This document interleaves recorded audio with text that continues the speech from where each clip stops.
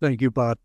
Actually, many of you are great-grandchildren of Ray Lindsley, who was a Renaissance man who was my mentor. So there we have Dennis in his office, which is now my office, in the year 2000, 164 Wilcox. Academic degrees. This is important. He graduated B.S. summa cum laude mechanical engineering in 1970. He was the President's Medal runner-up, which is number 2 in the university. MS in Civil Mechanical Environmental Engineering, George Washington University in 72. He did that while he was in the U.S. Navy at Annapolis, Maryland. PhD in Civil Engineering, UW 75. Let's look at appointments. University of Washington Civil Engineering, later renamed Civil and Environmental Engineering. 75, 76, Research Engineer. 76, 78, Research Associate, joint with the College of Fisheries. 78 to 81, became a Research Assistant Professor. 81 to 85, Research Associate Professor. 85 to 91, Research Professor. That's a very fast track. 91 to 94, Professor without tenure, but what is really distinguishing, he supported all his work with research grants. Other appointments, we've heard about one of them, 97, 98, Program Manager, Land Surface Hydrology Program at NASA. And from 2014, thank you, Larry, Distinguished Professor of Geography, University of California, Los Angeles. I joined the UW faculty in September 1970 as an assistant professor in civil engineering. I first met Dennis in 73 when he visited me in my office in Harris Hydraulics Lab. Soon after our first meeting, he asked me to be his doctoral advisor. He was taking a chance with an inexperienced advisor. We learned a lot. It turned out well. Dennis has many interests, and Rick picked up on some of them. All aspects of house and apartment construction, renovation, and maintenance. He is a skilled mechanic and taught me how to fine-tune the engine of our VW Beetle car. Don't ask him about disposal of the oil. He has a great taste for all aspects of the outdoors and challenges of hiking and competitive sailing. Dennis is competitive in all he does, and all present today are beneficiaries of that. He loves the challenge of sailing. I once asked early on how he and his crew did a major sailing race. He replied very quietly, "We came second." I never asked again. Dennis has a remarkable knack for identifying problems that need addressing, and in many cases has been at the front of the pack. I illustrate with a selection of his published work, and I've been fortunate to be a co-author with him in some of this. So first, demonstration of the propagation of parameter uncertainty in a water quality model, 1975. It's in Water Resources Bulletin, February 75, the title Probabilistic Methods in Stream Quality Management. We used first-order uncertainty propagation for the Streeter-Phelps equations, and these findings guided the building of EPA's Qual2E model. Dennis's doctoral thesis paper, notice he finished in 75, they're published in 76 and 77. First of all, one of these, October 77, Journal of the Environmental Division of ASCE. Design of Trend Monitoring Networks. I consider this one of the most significant works done in this field. Used water quality models, formulators, extended Kalman filters, which was a major new tool, and statistical power tests. We put it in the wrong damn journal, and the work has eluded the research community. First author I thought was important, WR76, Detection of Trends in Water Quality Data from Records with Dependent Observations. The dependent observations, big deal. The key part here was for dependent observations, use of an equivalent independent sample size, and then you could use standard statistics. This was a major contribution. This work has been used and cited extensively. Testing stochastic models of long-term Hurst-type persistence for determining water supply reservoir reliability, 77. This was in WRR February 77, operational assessment of hydrologic models of long-term persistence. This was another first. Climate change, 1978. We found out that you need long records to detect apparent changes. And here's the paper, 78 WRR, Climate Change Detection and its Impact on Hydrologic Design. Managed Aquifer Recharge, 1982. We used the term cyclic storage following Harvey Banks's 1955 definition, looking at reservoir and aquifer storage. So the aquifer recharge was done on irregular scheduling when excess surface water is available. We incorporated long-term persistence to reflect multi-year drought and major floods. So here we are. It was published, Cyclic Storage, a preliminary assessment in the journal Groundwater, and I want to flag this part here, and it says the following. A preliminary economic analysis indicates that the cost of providing flow buffering via development of subsurface storage is about an order of magnitude less than for surface storage in the cases considered. So here we were hitting what was possible with people scratching around a bit later. Then as a start on large-scale hydroclimatology, you've already seen some of this in 1990. This is in WRR, and this is hydrologic sensitivities, the Sacramento, San Joaquin River basins, California, to global warming, with Dennis and Tianyu. Dennis recognized the need to assemble extensive spatial temporal data sets to advance hydroclimatology research in 1991. And this is a paper in WRR, a daily hydroclimatological data set for the continental United States. First author Jim Wallace, who had the access to IBM Research's computer power, Dennis and Eric Wood. I'll pick up on this piece down the bottom. Estimated values for missing data, as well as suspicious observations, are flagged. The data are retrievable by station list, station latitude, longitude, range, and hydrologic unit code for compact digital read-only memory, CD-ROM. We've come a long way since then. The first major for large-scale hydroclimatology research, BIC in 1994. So here we have that in JGR, simple hydrologically based model of land surface water and energy fluxes for general circulation models, and our excellent colleagues, Sili Yang and Dennis, Eric and myself. The first distributed model for complex terrain, DHSVM, 1994. So here we have this, that Mark's lead author, Lansvale and Dennis. This has provided a huge tool for the community. So how do we capture the many contributions that followed? You've been discussing a lot of them. I was giving you part of the earlier one.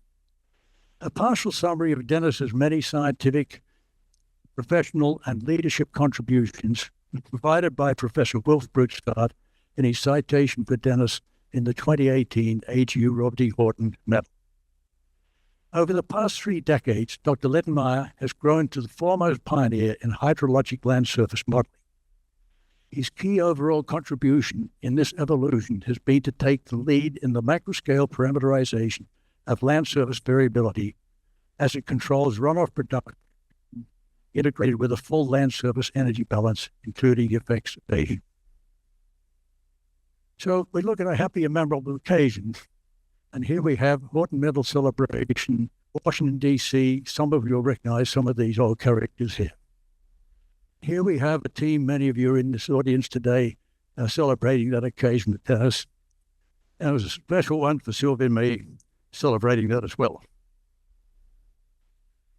So he ended up with some richly earned recognition, a bit late in the game actually, from the Civil Environmental Engineering Department. He was the first holder of the Robert O. and Irene B. Sylvester Family Endowed Professorship in 2009. And here's a photo, Bob Sylvester in the front there, age 94, his 3 sons, and Dennis in October 2009. So let's have Dennis in some lighter moments and celebrations. So they're the 2 of us in 2000 wearing Smashing Pumpkins t-shirts. I've never been to a rock concert, Dennis's surprise 60th birthday party, December 2008. It was myself, the late Ed Miles, Dennis, and our dear friend, late Eric Wood. At my retirement celebration, Dennis was the key organizer of that. That was a very special occasion in March of 2010. And here we have, at the banquet on that occasion, John Sharkey, Dennis, myself. We're busting guts laughing at Sarouche, who was poking fun at me. And he always looked around to celebrate success of colleagues. And here we have, when Anna was elected a fellow of AGU, so Sarouche was nominated. Then you have Anna, myself, Joanna, Anna's daughter, Sylvia, and Dennis. So how does he use any spare time? Rick picked up on some of this. He's accomplished major mountaineering feats. He set as a target summiting Washington's 100 highest mountain peaks. So Rick skipped over this a bit fast. So there we have a map showing you the highest peaks, 100 of them. And Mount Rainier is the highest, is 14,406 feet. That's there. And the 100th of them is a mere 8,326 feet. He summited 99 of them, the last in 2014. Larry, you took him away at Katsu. He has also hiked the Pacific Crest Trail, completing that in July of 2021. This was an excellent way to observe features of different hydroclimatological domains. Good to see he does some good field work still. So there's the Pacific Crest Trail, and if you look at that scale down there, you'll see it goes from 0 to 150 miles, the scale there. Here he is in the last year, the final push in the High Sierras. He was doing section one of 3 sections. It's only a mere 85 miles, starting out from Kennedy Meadows Campground. That was June 16. And here is the photo of him at the end of section 3, a dreary afternoon at Sonora Pass on July 25. And he's commented in the note about this one, some 2,665 miles, 481,000 gross vertical feet, and 6 years after my first PCT section in summer 2015. Don't take him on for a hike. Few can match those accomplishments. So what about retirement? I've been retired for 15 years and busier than hell. Okay, retirement, how to free up time. Listen carefully, Dennis. Email. Delete all administrivia without reading. 2, you all know what administrivia, right? Okay. Decline all requests for immediate response for help from those who cannot plan. 3, suggested reply for many requests. I have many commitments that preclude assisting. I know you can take care of this. Other, just ask me. I have many additional recommendations. So it's been an intellectually and people-rich day today. And Dennis now has the last word, that this is not him going into the sunset.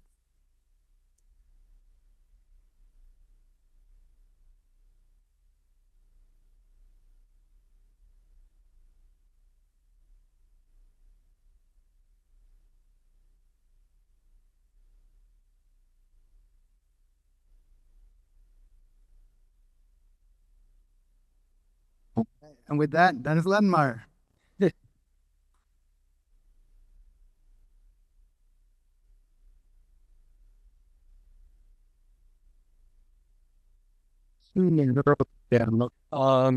Well, so thanks, Steve, for very nice and flattering introduction, and thanks to the I'm going to do the thank yous here first, so that if I run out of time, they don't get left behind. But especially to the organizing committee, Bart Nyssen and the two ladies, Julie Vano and Natalie Boyson.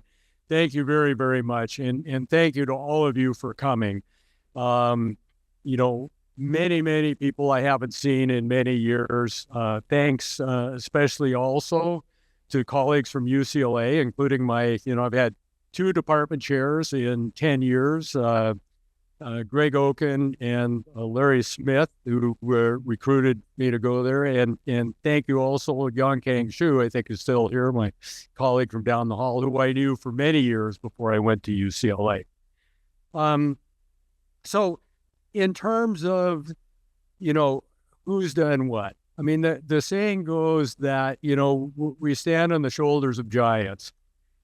In reality, in the academic, we stand on the shoulders of our students, postdocs, and colleagues.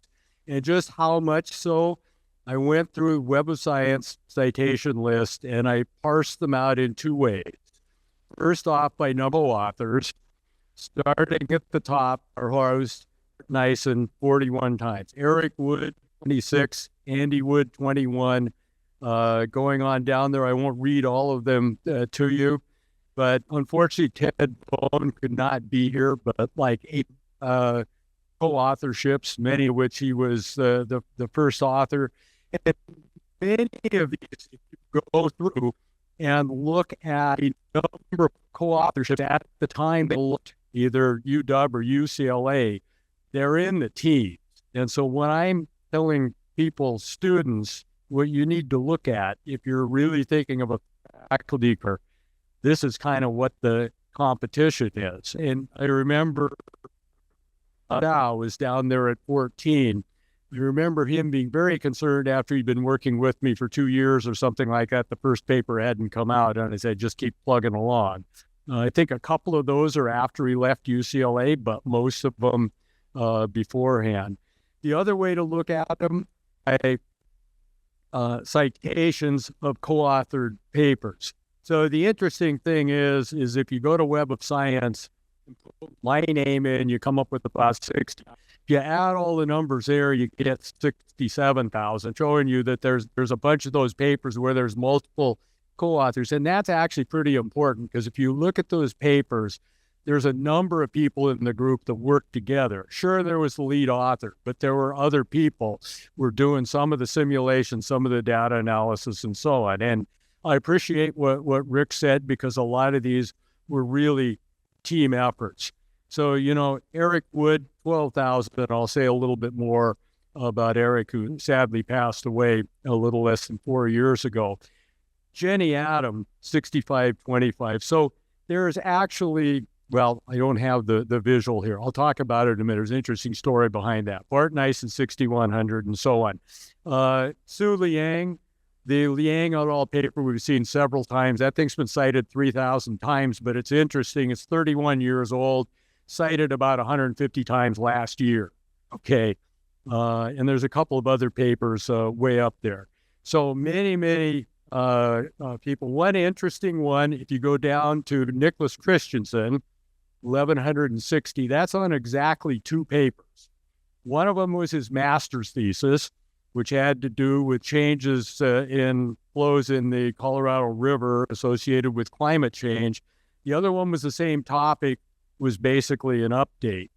The update paper came about because I was on an academy panel, which was actually supposed to be doing something like telling the Bureau of Reclamation what the right tree ring reconstruction was to estimate the flow of the Colorado River.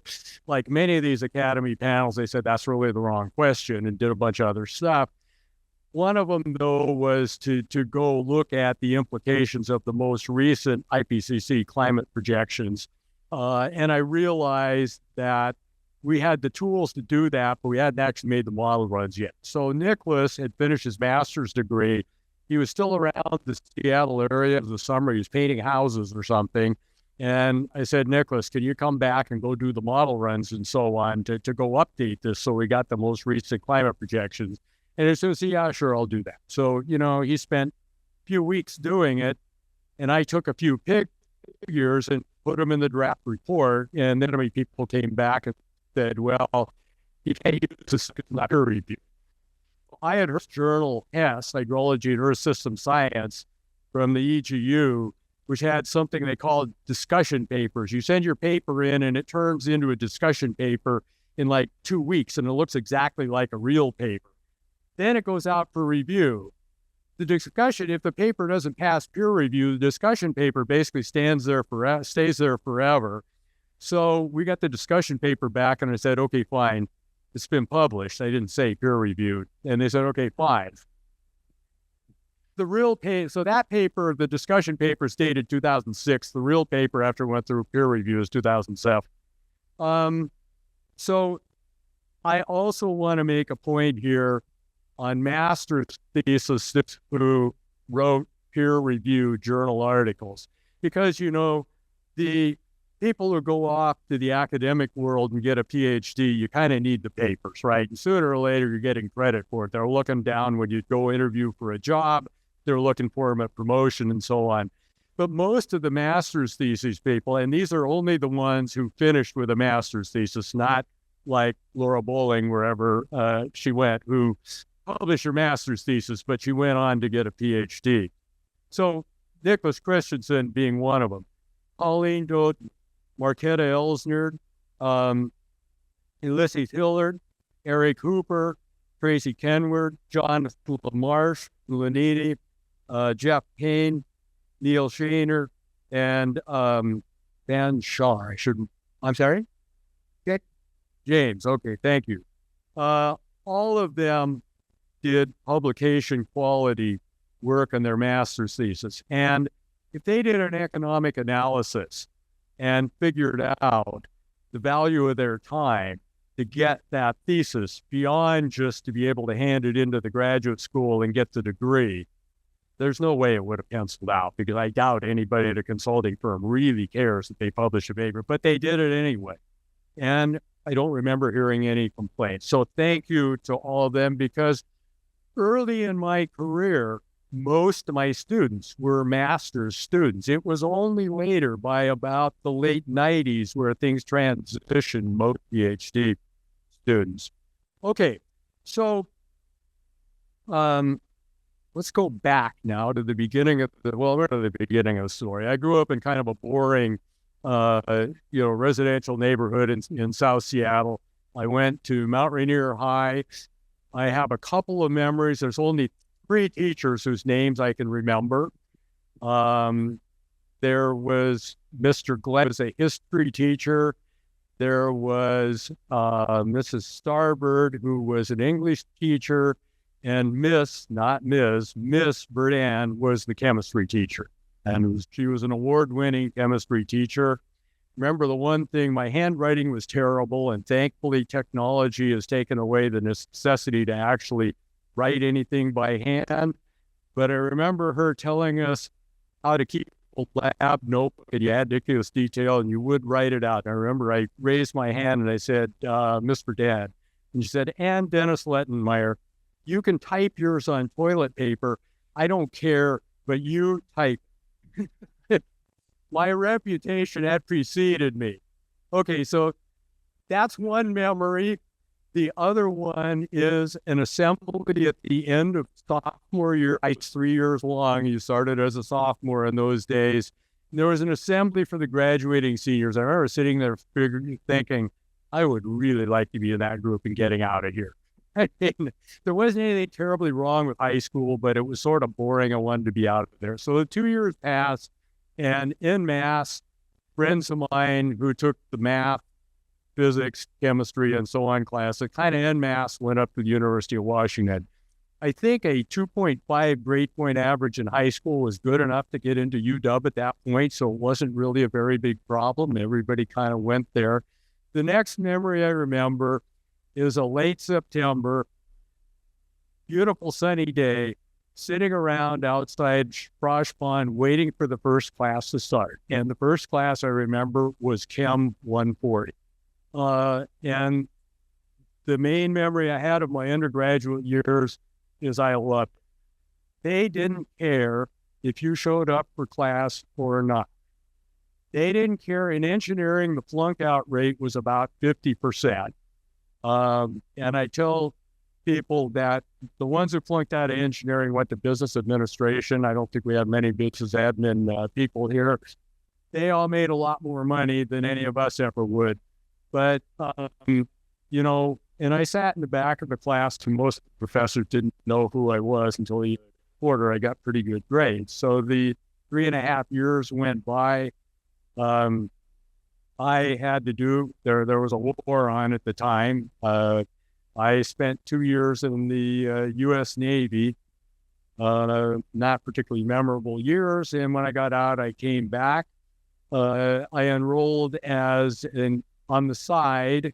While I was in the Navy, I did a master's degree, which is also somewhat not memorable, at the George Washington University. Came back and enrolled in the PhD program in mechanical engineering. After a month or two, I realized that while mechanical engineering had been a great undergraduate degree, there was nothing they were doing that I was really very interested in. Civil engineering, there was something called the Water and Air Resources Division. So this was 1973. And it was basically the only place on campus that they were really doing environmental work, certainly in any kind of systems sense. I think US EPA was formed about 1972, maybe sometime in there. And they had hired a bunch of people, including people like Gene Welch, Brian Marr, Dimitri Spiridakis, and so on, to lead work in the environmental area. They also had this young guy who was an assistant professor named Steve Burges, but I don't think I actually met. I took classes from Gene Welch, Brian Marr, and some others. The mechanical engineering people, after a quarter or two of that, said, look, if you're only going to classes over there, you probably ought to change your department, which I did do. So then they decided I needed to take a preliminary exam of some kind.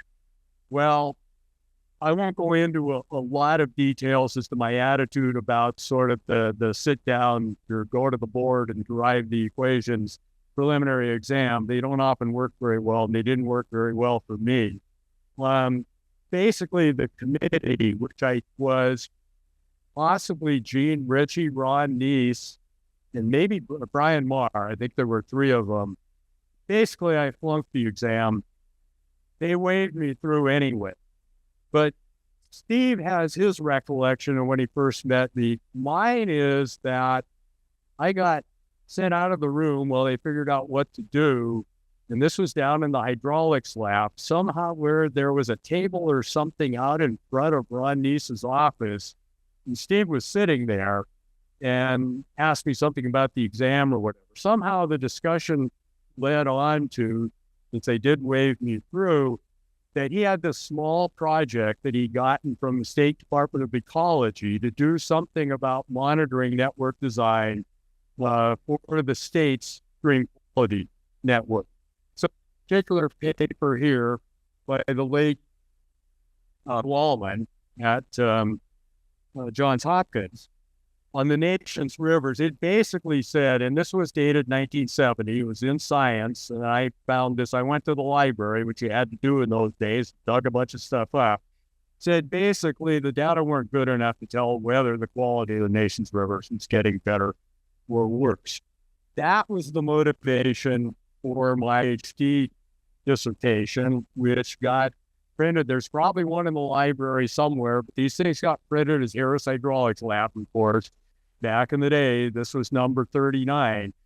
Turns out that I lost my copy about 3 years ago when I was helping to go through Eric Wood's office after he passed. They asked me to help go through and decide what ought to be saved and what wouldn't be. I found this copy, which I now have. Steve mentioned this, one of the papers that came out of this, and I'm eternally grateful to Steve because, as I think Rick mentioned, back in the day, you were supposed to have 6 authored papers. And Steve's comment was, you're going to need authored paper sooner or later, so you publish this one yourself. Well, this was a dissertation paper. I mean, in the modern day and age, obviously you would have the advisor's name and his name on it. The other thing that's interesting about this paper is, believe it or not, it is now 49 years since it was published. It still gets cited an average of 2 or 3 times a year. I don't know who cites it. Maybe there's a mistake in it.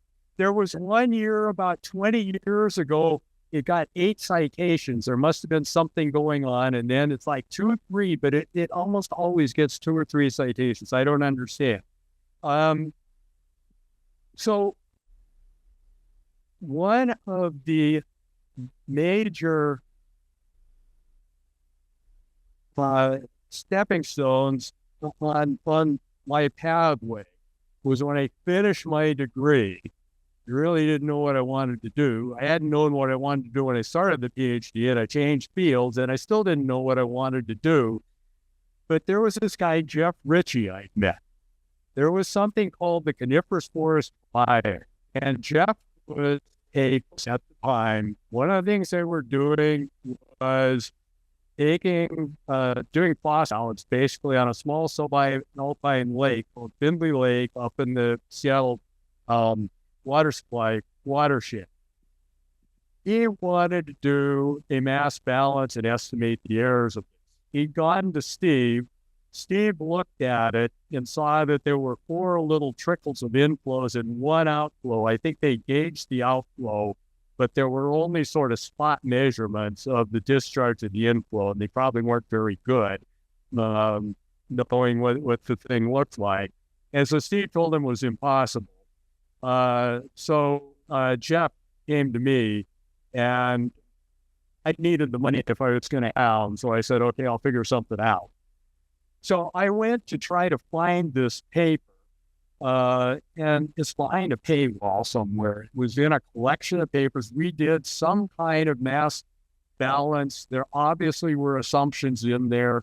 Who knows how good they were, but something was worked out, and somehow where there were errors on the mass balance terms in that particular lake. The coniferous forest biome was a big NSF project. There were multiple of these things. There was a grassland biome, a desert biome, and so on and so on. The coniferous forest one, I know, was joint between UW and Oregon State. That was about the extent of it, but I think I was really cheap in those days. It paid like 6 months a year of my salary for a year or two, and I can't remember what I did for the rest of it, but it allowed me to hang around and not have to make any major decisions. There's another paper that we did that I didn't even know until I pulled this one up, but I think this is Leontief input-output analysis, which was there's actually a credit in this to Brian Marr for suggesting the problem. I have to go back and read it and see what we actually did. Along the way, I had read, a contemporary of mine was Ken Potter, who was at the University of Wisconsin for many years, and we talked at an AGU meeting and ended up, there were a couple of papers on that. Trivia question is if anybody recognizes the fellow who's I don't know who it is. That was probably late 70s or early 80s. Kind of the second major event in my career that really, does somebody know?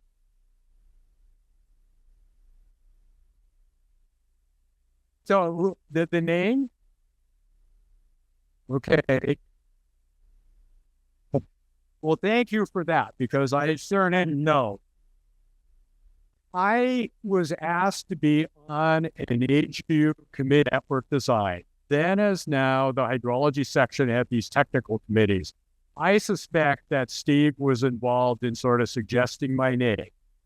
Marshall Moss, who was the head of the systems analysis group at the USGS in Reston, was the chair. We had a meeting at the Cosmos Club in DC. So I don't know how many of you know what the Cosmos Club is, but a little interesting bit of trivia was, so this had to be 1978 because the paper came 1979. The Cosmos Club only allowed women on the premises on Thursday evenings, okay? Luckily, it wasn't a problem because the committee was all met, as most of the committees were. A few years after this, there was a big blow-up, and it got into the Washington Post, and they changed the policy. But at the time we met, there were basically no women in the Cosmos Club. We wrote a paper out of this, which came out in 1979 and got cited exactly one time. I don't know who cited. But the important thing is Eric Wood was there. So we were talking at a break. I can't remember who else was there. It may have just been the three of us. And it turned out Eric had graduated UBC, done his PhD at MIT. But, I kind of made a stupid comment that, I knew a guy named Peter Wood through sailing UBC. Well, Wood is a pretty uncommon name, or pretty common name. And he said, oh, that's my brother. It's like, interesting. Well, it turns out Peter, the UW and the UBC sailing teams did not get along. These are the two biggest schools in the district, and they were always kind of at loggerheads. We always considered them a little bit obnoxious, and I'm sure they thought the same of us. But Peter was the one person who got along with everyone. Very outgoing, so opposite personality to Eric. I have this vague recollection, could have been like 1969 or so, when you went to the regattas. You hosted one down here, they hosted one up there, yours, Victoria hosted one, and so on. You went up there and you crashed on somebody's floor. And so I'd actually stay at Eric and Peter's father's place in Vancouver. I have this vague recollection of being at a party after one of these regattas and somebody pointing out Eric and saying, that guy's really smart. Okay? I don't remember much else about it. So this, however, so fast forward, that would have been 69 or something. It was probably 78, almost 10 years later. We started talking to each other and started a collaboration on mostly initially consulting.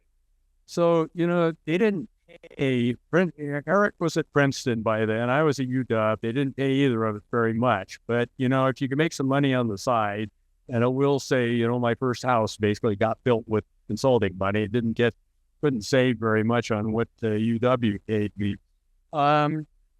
We worked on some small projects and then Love Canal. So some of you probably know that Love Canal was the first Superfund site. There were 800 houses or something up near Niagara Falls that were basically evacuated. So it's all about the statistical analysis and sampling design. The short version is they'd done some sampling, made some decisions, it went out for review, and it all got thrown out because the statistics didn't stand up to muster. It's an interesting issue that the sampling protocols and the detection limits for the chemistry was a moving target. It was continually improving. So what had happened is that things that were below detection limits first time around, they were able to detect. And it was below detection limit, then it wasn't a problem. So this, there eventually was a paper written on this. Bruce Peterson was at CH2M Hill, and Steve Millard, I thought might be here, but I don't think was able to make it. We were at. I did some other things. Eric spent a year on leave, I think 84, 85, or 83, 84, at what was then called the Institute of Hydrology in the UK. Now for the Center for Ecology and Hydrology. He sort of said, why don't you come over there for a couple months while I'm there? So I did. I think it was kind of March, April, or February, March of 1984. And we had a chance to talk about a lot of stuff. There was a little bit of money to do some simulation modeling and so on. A project turned out the late Jim Wallace was there as well. Lots of other stories about that time period. I ended up doing some work with Jim. One of the papers actually Steve pointed out, which was an analysis of trends across the U.S. There's also some flood frequency work. But the discussions with Eric were sort of to the effect that the field basically was changing, and the sort of things we'd been doing were basically sort of systems analysis, which was kind of in vogue. A lot of things came under that umbrella, but a lot of it's sort of statistical. People weren't really thinking, at least in the kind of circles we revolved in, about physical modeling very much. And as as luck would have it, another sort of critical point in my career, I got back and it was probably about 85, 86, and the phone rang, and it named Pete Hawkins, who was in, I think, watershed science at Utah State, if I remember correctly. But he was on leave at EPA headquarters. And they had planned, and this is when you think about it now, this had to have been Reagan era. They had been asked to do a report for Congress on the effects of climate change on basically the resources of the U.S. And somebody had decided to do a matrix design where they would do regions. They would pick some regions, and they would pick some sectors. One of the sectors was water. One of the regions was California. So Pete said, what we need is somebody that can do some analysis of the effect of water resources of climate change on California's water resources. And my response sort of was, maybe we could do a sort of single hypothetical reservoir and tweak the flows somehow. And if we make it simple enough, maybe. And he said, no, you don't understand. We got to do all of California. So this was another of these, I kind of needed the money deal. So I said, okay, we'll figure out something. So the Tian Yugan had finished his dissertation with Steve. I hired him to go do the work. What we settled on was a approach that leveraged from statistics and did some pilot studies. There was no way we knew how to simulate the flow of the entire Sacramento-San Joaquin River Basin, which is what you had to do because that's where California's water mostly comes from. So instead, we picked 4 small pilot basins and we linked them together with statistics. And then a guy named Dan Shear, who actually was one of Rick Palmer's contemporaries at Johns Hopkins, had come on board. He was already doing work in the Sacramento-San Joaquin system. It had a water resources model. And so we would deliver him the projections of the change flows, and he would go run them through that model and say what was going to happen with the reliability of, say, irrigation water and so on. So that project resulted in this paper. And there's another one, which was Dan's work. It has my name first because Dan was a consultant and was never going to write the paper. So I sat down and wrote it and sent it to him and said, hey, could you read through this and tell me if I got it right? And that one appeared in one of the ASE journals, probably early versions of the Water Resource Planning and Management Division in, I think, 1991. And this paper was all I already mentioned. So now we're up to Su Liang, except you actually have to go backwards a little bit. Out of this experience with California, we realized we didn't have the modeling structure we needed. Eric had a lot of contacts in Europe, and one of them was Enzio Tadini, who was at the University of Bologna. He had been working on this so-called, went by various names, the Nanjing model being one of them, which was a simple parameterization of runoff, which Eric thought would be the next step up. And this leverages from comments that Steve Running made that, how much complexity do you need? Well, we thought you needed more complexity than Manabe's bucket, but we realized that something that had all the bells and whistles on it was too much. And this seemed like kind of one step beyond a fill and spill model. So there was undergrad at Princeton named Valerie Zartarian. I'm not 100% sure I ever met, but 2 years before this paper, 1992, she did a stripped down version of what became the Vic model. Su Liang then took that and put the vegetation on it, because I think the original version didn't have the vegetation. I think it only had one soil layer, a few other things on it. And this kind of got us into the modern era, because now we had something where you could actually simulate large river basins. There's another key paper, I'm not sure if I got here, which is actually Bart Nyson's 1997 paper, showed how you could actually take the Liang version, and a few things were changing even then, I think, but to go simulate large river basins. And I remember you applied it to the Delaware and maybe one other, I'm sorry? Columbia, you did the whole Columbia, okay. So there were two, a Western and an Eastern one. And so this was kind of the first attempt to go do that. That led by some other work like Bart, including some stuff on global rivers and so on. There was kind of a parallel track ongoing having to do with forest practices in the Pacific Northwest. There was a whole big to-do, and at the time, a lot of clear-cut logging was going on. In retrospect, you can figure out it was unsustainable. They just couldn't, continue to harvest at those levels. But some of the questions were, what were the effects of logging on floods? That was one of the big ones. How much of it was a result of the clear cutting?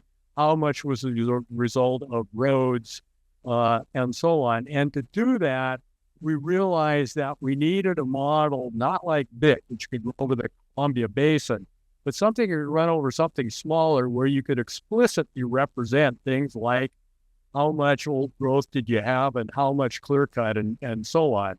This was the very early days of GIS. There may be people still in the group. We couldn't afford ArcInfo. The license was $10,000 or something. So we used something called GRASS. How many people here ever used GRASS? Oh, really quite a few. There's usually a lot of moaning and groaning about that because it was free, but I mean, and I wasn't the one struggling with it. In any event, all of the stuff that ran PHSBM basically was initially done in GRASS. So this particular paper, Jones and Grant, came out in 1996. First time I was aware of a paper that came out in WRR that got actual press coverage. There was a furor for this paper. The industry hated this because they did a bunch of analysis on H.J. Andrews' experimental watershed and showed there were paired watersheds where they'd logged some and so on and so on. And the industry didn't like that. That is basically going on a bunch of other work, including Jonathan LaMarche on the sort of 2000 GPS culverts and Laura Bowling on her master's thesis, both in the Deschutes River Basin.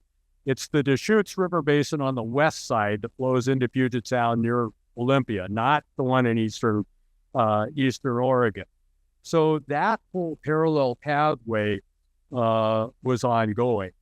I wanted, as an aside, to comment on this particular paper because this paper has been cited like 3,200 times or something like that. Came out in 2005 by the late Tim Barnett. So what the deal was is we had done some work in the early 2000s on something called Accelerated Climate Prediction Initiative.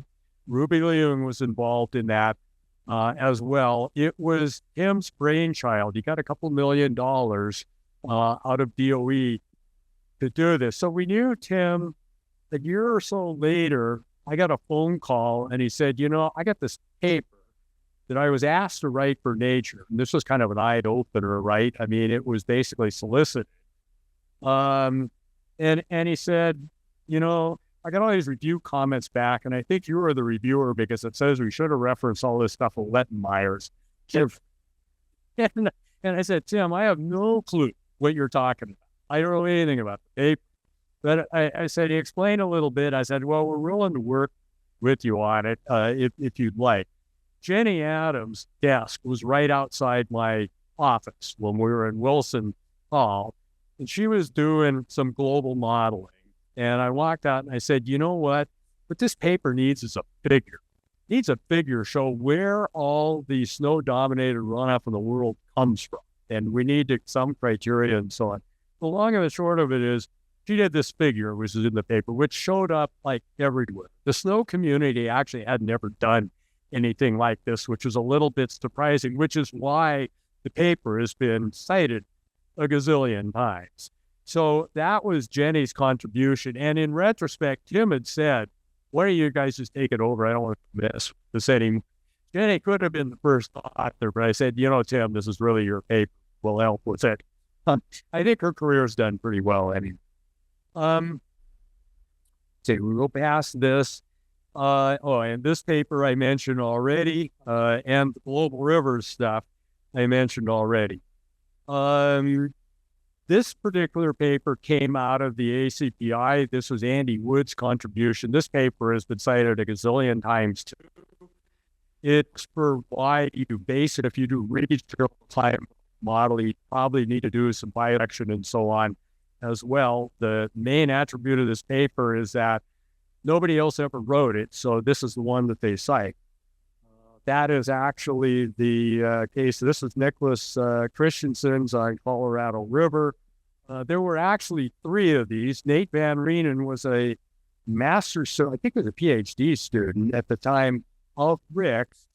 When we got the money for ACPI, they said they wanted the 3 major river basins in the western U.S., the Columbia, California, Sacramento, San Joaquin, and the Colorado. Tim was leading the project. I put a budget together, and then he called back and said, well, we don't have that amount of money, so we'll cut things off. I said, okay, fine, we won't do the Colorado. But then Nicholas walked into my office a couple of months later, and I needed a thesis for him. I said, what the hell, we'll go do it anyway. So there's a bunch of projects that I worked on. And Jeff Payne did the Columbia with Rick and myself. There's a bunch of projects that were somewhat under-delivered in terms of what we promised, but this was not one of them. Alan Hamlin at the same time, Climate Impacts Group, I don't remember, that was 90s sometime when that started. I kind of recruited Alan because we needed somebody full-time to do the hydrology, and there's another story I don't have time for about that, but Alan worked down there for some length of time and did a bunch of basic work, including some well-cited papers on snowpack trends and the effects of precipitation temperature variability. And there's another one on flood risk, which has also been cited quite a bit. I should, little section here on the Chinese postdocs. Chinese postdocs, there were 6 of them, not completely overlapping, all of whom went back to CAS, Chinese Academy of Science Institutes. Maia Wang, who was here, Wang Fu, who's here, Feng Su, who is not here, and a couple of others that that I'm not there. Yan Hong Gao, for sure, Chi Hong Tang, and I think an Alpine down to 5 and 6. Bunch of projects that they did with high-profile papers. Ai Wang's work on reconstruction of drought being among them. Long Flo did some reconstruction of land cover change effects on the Puget Sound Basin. She also did something that estimated the freshwater influx into the Puget Sound, which the oceanographers needed to run their circulation model for the sound. That actually hadn't been done before. Feng Su did some work on trim data and some work in South America. I think I will go past this one. Oh, well, no, I won't. Julie Vano, as part of her dissertation, this paper was mentioned by Tapas Dawes. If you read the book Team of Rivals about Abraham Lincoln and the War Cabinet, these authors were a team of rivals. So let me tell you. And Julie was a PhD student who had the opportunity to write something that everybody would check off on. I'm glad it wasn't me. She managed to keep everybody happy.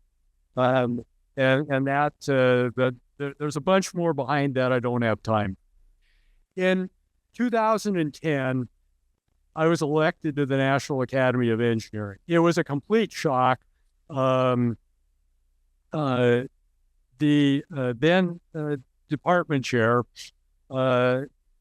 told me that the dean wanted to meet with me. And this, I've gotten through my whole career, Greg Miller, without having more than a hand. I can count on one hand the number of times I've met with dean my whole career, right? There just isn't any great reason for it. And shortly before the meeting, Greg emailed me and said, well, we canceled the meeting. It's like, well, okay, I don't know what the thing was about in the first place. It was canceled. Fine, I can do something else.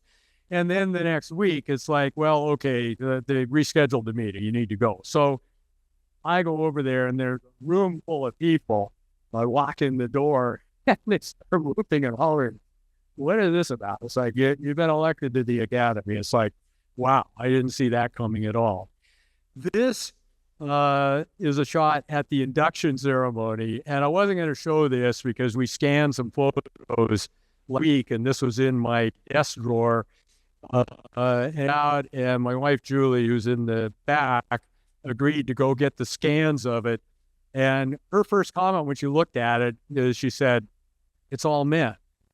So really? I didn't realize that. This is only 15 years ago. Let me back up very quickly to the beginning and that first day of class at UW as a freshman. There were about 600 entering freshmen. There was an introduction to engineering class.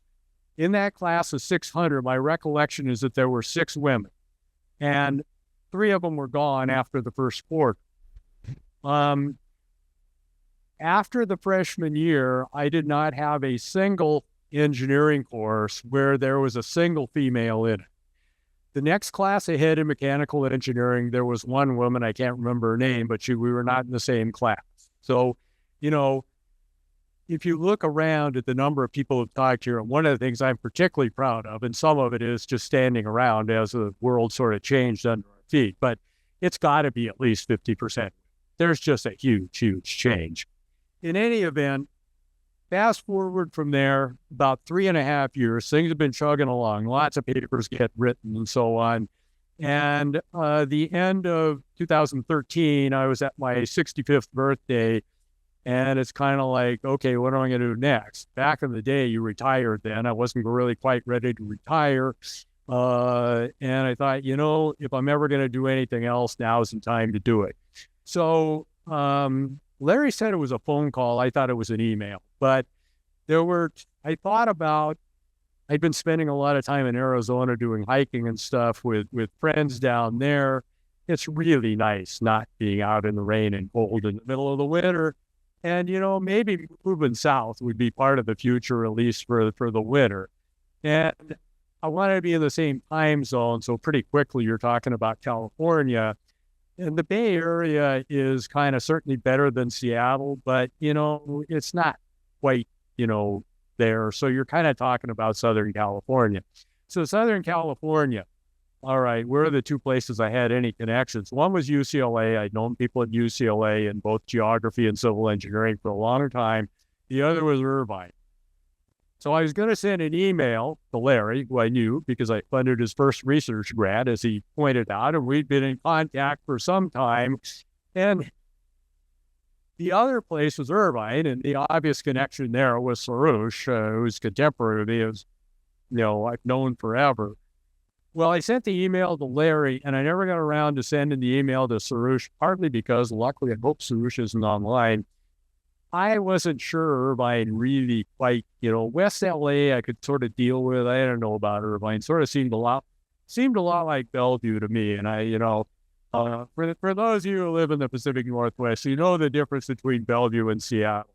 So anyway, Larry jumped right on it. And, to those of you who aren't in the academic world, at a senior position to do what's known as a hire of opportunity, you don't just go to the dean and get approval that you go all the way to the top. So Larry had to go up to the executive vice chancellor and go sell this.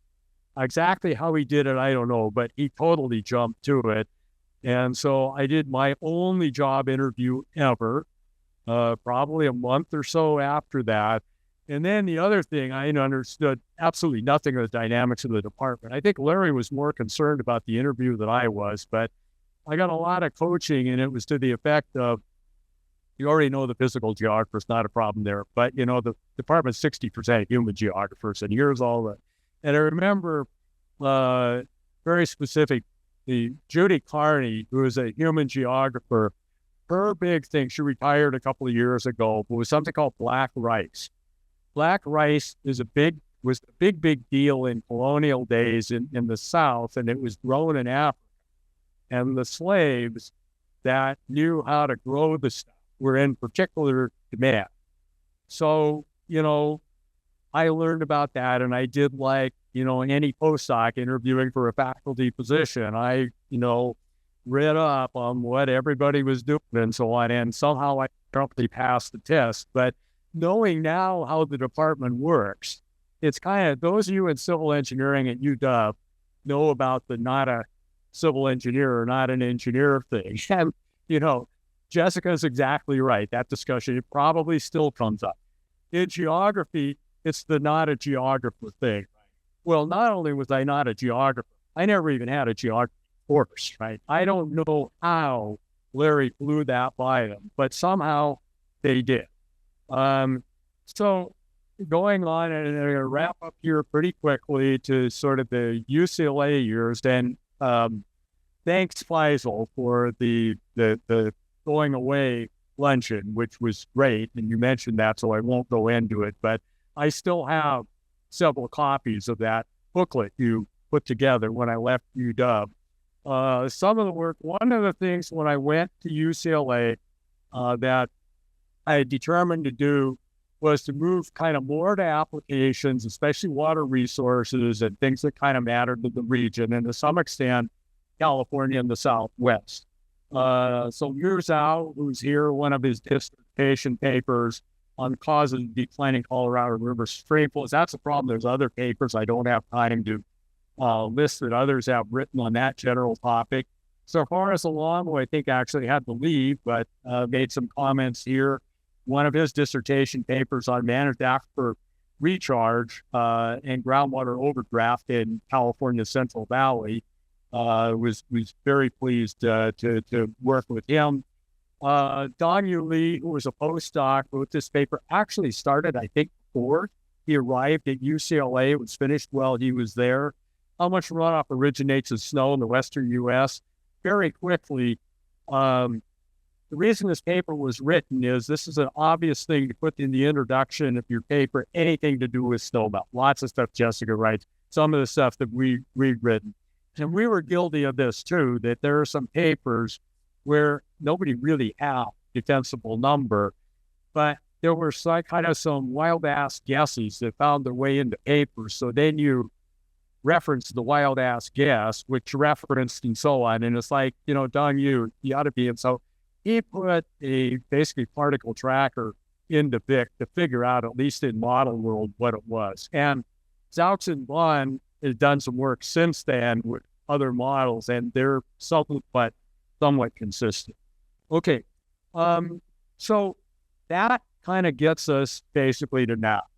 So here's the part I'm not going to say a lot about, but kind of trying to ignore what's going on outside the window. I just can't quite do it, and it is a unprecedented time in my lifetime, to be perfectly honest.